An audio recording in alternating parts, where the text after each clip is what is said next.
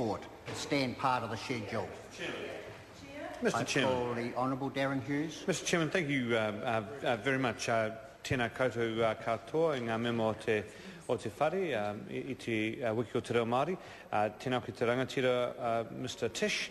Tēnā koe te minita o ngā take katoa, ngā take o te kawanatanga, Tiffany Joyce, Minister of all issues confronting the government. Great to be able to speak on vote transport this afternoon. There's a number of issues I want to try and canvass in my 5 minutes if there's an opportunity to. So the first would be around the roads of national significance. I want to mention 2.5 of those.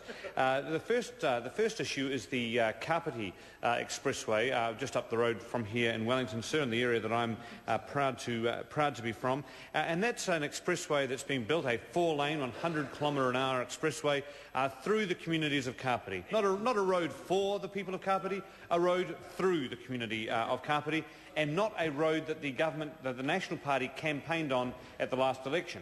The last election, the National Party campaigned on exactly the same policy as the Labour Party. That was build Transmission Gully, build a local Western Link road to remove a lot of state highway traffic from the state highway and be able to feed that locally through a local road. Minister shakes his head and say they didn't, but they did, because I was a candidate in that constituency and I know exactly what the National Party said at the last election. They were in favour of a local Western Link road. They were even in favour of electrification of the railway system through to Palmerston North at the last election by building up passenger services. That was Labour's policy. It was National's policy as well. And then we wanted to see improvements to State Highway 1 so that there was a free flow of traffic and freight, of course, through our part of the country, because Kapiti does have transport problems, but they're not 24/7 transport problems. And Mr. Joyce, with his close connection to the New Zealand trucking industry, has arrived with a 24/7 solution, which is for a 4-lane, 100-kilometre-an-hour expressway through the Kapiti coast. So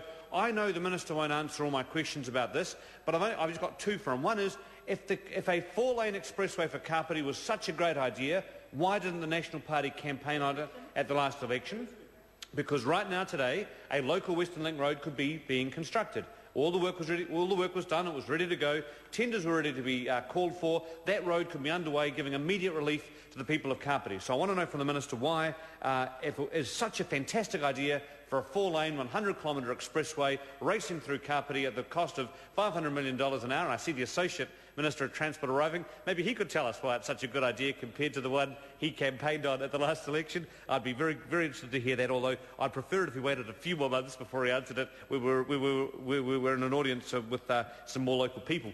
And then the other question I've got for the Minister of Transport is why, if it's such an urgent road of national significance, we've already lost a year on it. Last week, New Zealand Transport Agency came out and said they'd be delayed by a further year. There was going to be urgency around the roads of national significance, and we'd like to know why that's on the website of his own agency that is going to happen.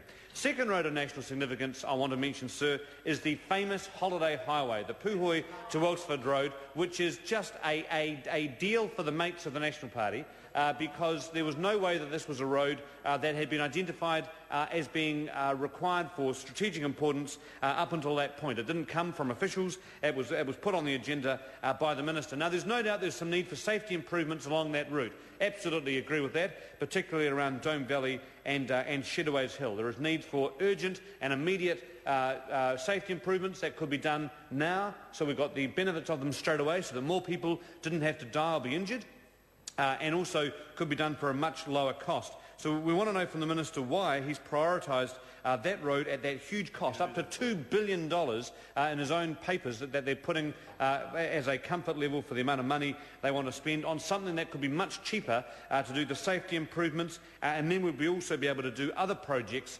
around the Auckland and Waikato area with that money. And he could explain to us why he got the figures so wrong on the Hamilton train service, but I suspect Sue Moroney, the excellent Member of Parliament from Hamilton, will be following that up. The Minister has had to memorise the standing order required for making corrections to ministerial answers in the House. He knows it so well, he's always coming back after question time to correct his answer. And then finally on Waterview, which he's got one of the highest records of correcting ministerial answers of any other minister in the Cabinet, and that's for somebody who considers himself to be at the centre of absolutely everything in that respect. Sir, with Waterview, of course he delayed that for a year and he's almost ended back up at the Labor plan, although he inflated and exaggerated the cost of that so much. Many other issues. We've run out of time. Why didn't he change the blood alcohol limit? Why did he run out of the courage to do that?